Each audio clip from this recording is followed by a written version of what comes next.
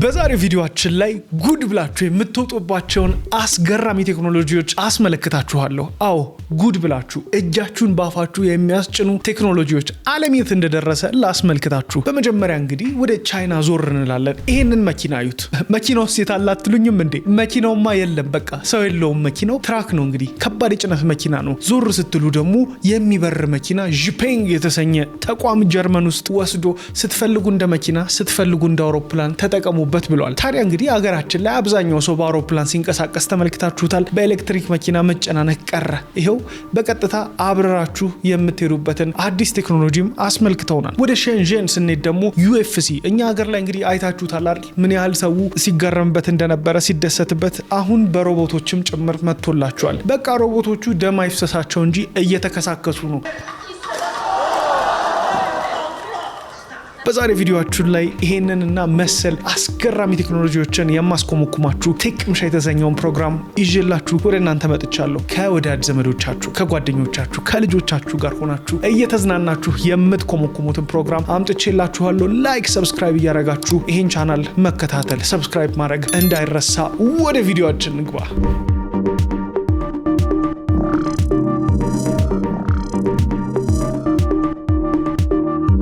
ከዛ በፊት ግን ታዲያ በዓለማችን ላይ አስገራሚ ነገሮች ወደፊት ይከሰታሉ ተብለው ተተንብየዋል። አዎ በሌላኛው ቪዲዮአችን ላይ ይሄንን ቪዲዮ ይዤላችሁ እመጣለሁ። በዓለም ላይ አሁን 2026 ሆነን፣ ነገር ግን ከዚህ ቀደም የነበሩ ሰዎች ዓለም 2026 2030 ላይ ይሄን ትመስላለች ብለው ነበረ። ታዲያ መሰለች ወይስ አልመሰለች የሚለውን በሌላ ቪዲዮ አሳያችኋለሁ። ነገር ግን አንድ ግምቴን ላስመልክታችሁ። እንግዲህ ይሄን የምትመለከቱት ሰው በሮቦቶች ታጅቦ መሳሪያ ባላቸው በሚበር አውሮፕላን በሚመስል ነገር ግን በመሬትም ላይ የሚሆን ድሮን ውስጥ ሲገባ ታዩታላችሁ። ምንም አይነት ሰው የለውም። ድሮኑ የሚነሳው ኦቶኖመስ በሆነ መልክ ነው። ከጎኑ ያሉትም ጠባቂዎቹ ከሰው እይታ በላይ ያላቸው ቪዥን አላቸው። መሳሪያ መተኮስ ይችላሉ ማለት ነው። ታዲያ ይሄ ቅርብ ጊዜ ይመጣል ብዬ የምተነበየው ነው። እናንተ እንዴት አያችሁት? እስቲ ተጋበዟት ቪዲዮዋን።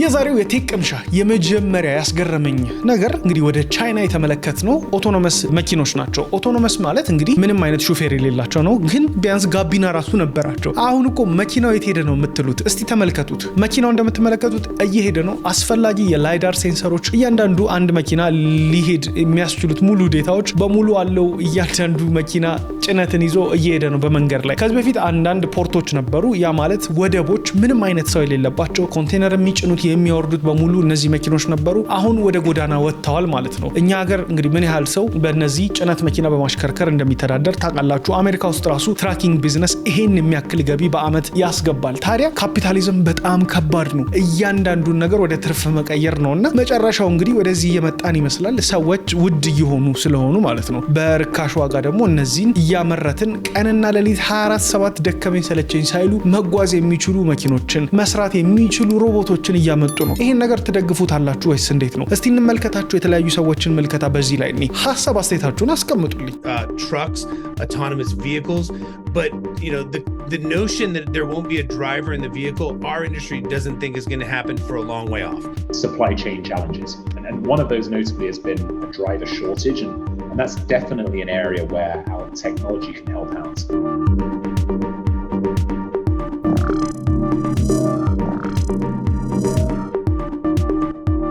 በመቀጠል ደግሞ የማስመለክታችሁ ዢፔንግ የተባለ ተቋም ነው። የቻይና ነው፣ ነገር ግን ጀርመን ውስጥ ነው ወስደው የሞከሩት። ጀርመን ውስጥ ምንድነው ሁሉ ነገር የሚሞከረው ካላችሁኝ፣ ከዚህ በፊት እንግዲህ የዓለም የፍጥነት ክብረ ወሰን የወሰደውን የያንጓንግ መኪና አይታችሁታል። የዓለምን ክብረ ወሰን የወሰደው እንግዲህ ጀርመን ሄዶ ነው። እንግዲህ ጀርመን በመኪና በማምረት በነ ሜርሴዲስ ምናምን በሁሉም ታውቁታላችሁ፣ ትልቅ ሀገር ነው። እንግዲህ የገነቡትም ሬፑቴሽን አለ። አውሮፓ ውስጥ እንደመሆናቸውም ተቀባይነታቸው ሰፊ ነው።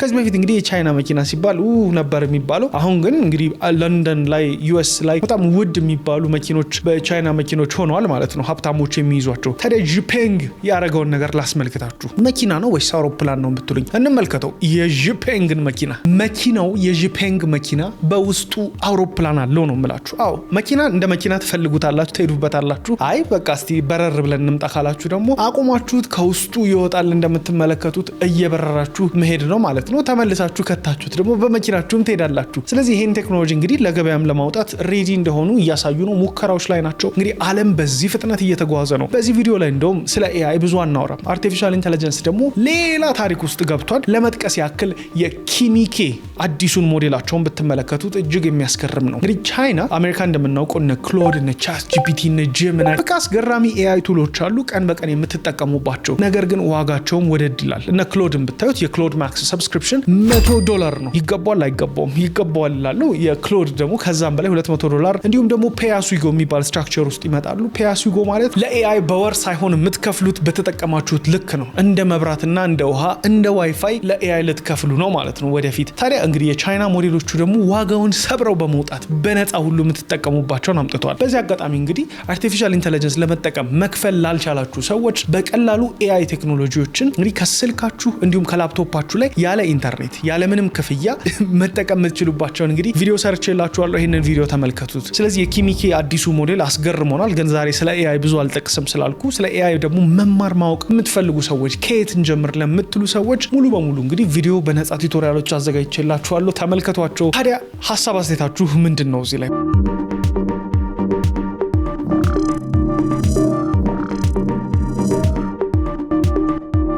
በመቀጠል የምንሄደው ወደ ሻንሃይ ነው። ሻንሃይ ቻይና ውስጥ ነው የምንሄደው። ሙሉ ህንፃ ተቋም በሉት በቃ። ከዛ ምን የሚያክል ህንፃ አንቀሳቀሱት። ማፍረስ ይችሉ ነበር፣ አዲስ መገንባት ይችሉ ነበር። ነገር ግን ቅርስ ነው። ቅርስን አናፈርስም፣ ነገር ግን ቦታውን እንፈልገዋለን አሉ። ምን ማድረግ እንችላለን? እናንቀሳቅሷ። ቻይና ውስጥ እንግዲህ የማይቻል ነገር የለም። ከፈጣሪ በታች የማይሰሩት ነገር የለም። እጅግ አስገራሚ ነው። በሌሊት አንድ ጊዜ መብራት ጨረቃን እንሰራለን፣ ለራሳችን ፀሐይን እናመጣለን ይላሉ።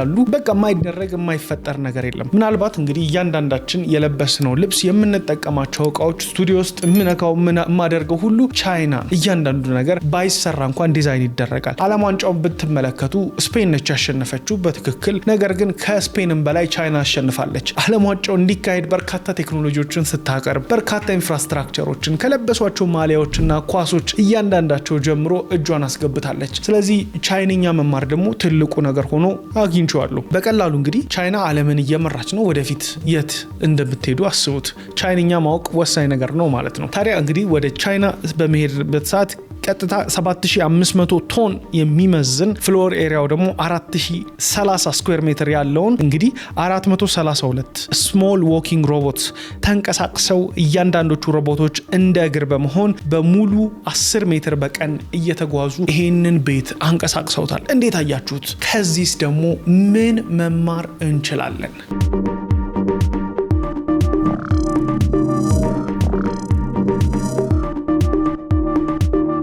በዚህ አጋጣሚ እንግዲህ ሼንዤን እንመልከታት እስቲ። ሼንዤን እንግዲህ በጣም ብዙ በቃ የሚወራላት ከተማ ነች።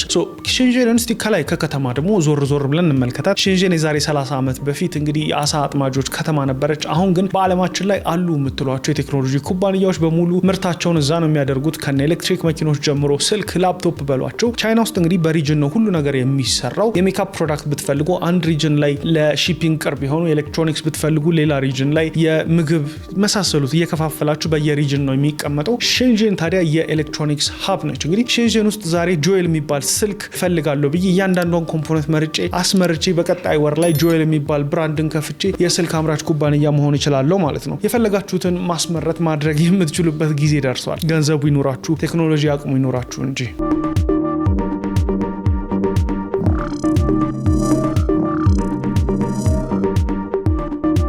ከዚህ ጋር ተያይዞ እንግዲህ በሼንዤን የሚገኘው ሳምሰንግ ደግሞ ምን አውጥቷል ካላችሁኝ የዜድ ፎልድ 8 እና የዜድ ፎልድ 8 አልትራን አውጥቷል። ከዚህ በፊት እንግዲህ 7ኛ ጀነሬሽን ድረስ ዜድ ፎልድ 7 ብሎ የቀጠለው አሁን አልትራ አድርጎታል።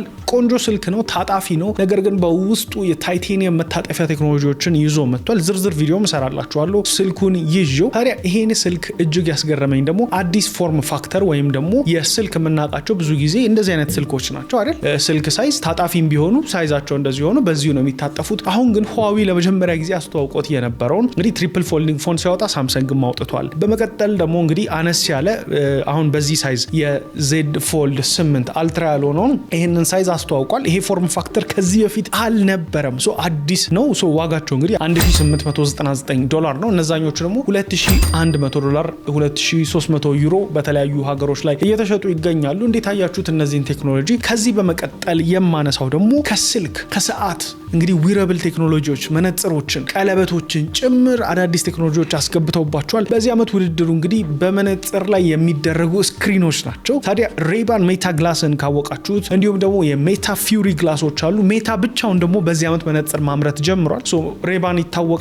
ከሬባን ጋር ኮላብ አድርገው ቴክኖሎጂውን በካሜራ አማካኝነት አስተዋወቁት። ቪዲዮ ሰርች ይላችሁ ነበር። አሁን ደግሞ በቀጥታ ምን አደረጉ? የራሳቸውን ሜታ ግላስ አምጥተዋል። ዋጋ ለዛውም በጣም ቀንሰው $299 አድርገው። ታዲያ እነዚህ መነጽሮች ካሜራ አላቸው። በውስጥ ደግሞ ዲስፕሌይ ካሜራ ያላቸውም አሉ። ዲስፕሌይ ያላቸውም ካሜራም ያላቸው መነጽሮች አሉ። ወደ $800 የሚሸጡ እያንዳንዱ ስክሪን ላይ መመልከት ትችላላችሁ ማለት ነው። ከውጭ ላለው ሰው መነጽር ነው፣ ለእናንተ ግን ስክሪንም ጭምር ነው ማለት ነው። ታዲያ አስገራሚ ቴክኖሎጂዎችን እየኮመኮማቸው የምትገኙበት የቴክ ቀምሻ ፕሮግራም ነው። የዛሬ ስፖንሰራችን እንግዲህ ዲጂታል ኮንስትራክት ነው። የአርቲፊሻል ኢንተለጀንስ ቦቶችን፣ ዌብሳይቶችን ማሰራት ለምትፈልጉ ደንበኞች ዌብሳይት ዲጂታል ኮንስትራክት ጋር ጎራ ይበሉ። ማስታወቂያውን ሰምተን እንመለስ። የበርካታ ድርጅቶችን ንግድ ያዘመነ የቴክኖሎጂ አውራ ዲጂታል ኮንስትራክት ከቀላል የድርጅት ገለጻ እስከ ዌብሳይት ስራ በተቀላጠፈና ዘመናዊ መንገድ ገንብቶ በአጭር ጊዜ ያስረክባል። ዘመኑን የዋጀ የዲጂታል ማርኬቲንግ ስራ ከነፃ የማማከርና ገዛ አገልግሎት ጋር በመስጠት በደንበኞቹ ተመስግኗል። ዲጂታል ኮንስትራክት ለሆቴሎች፣ ለካፌና ሬስቶራንቶች የሚሆን የኪዋር ዘመናዊ ሜኑ ዴቨሎፕመንት እንሰራለን።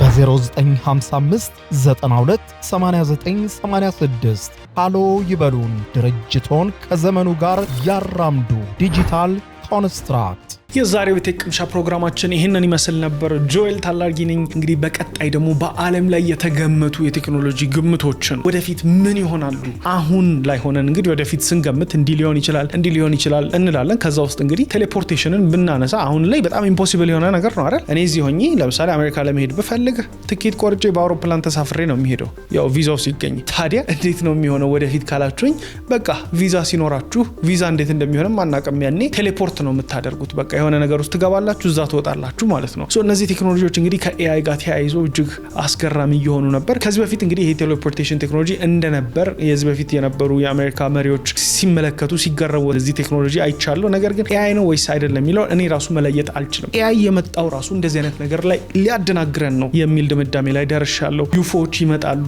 ሊሆን ይችላል።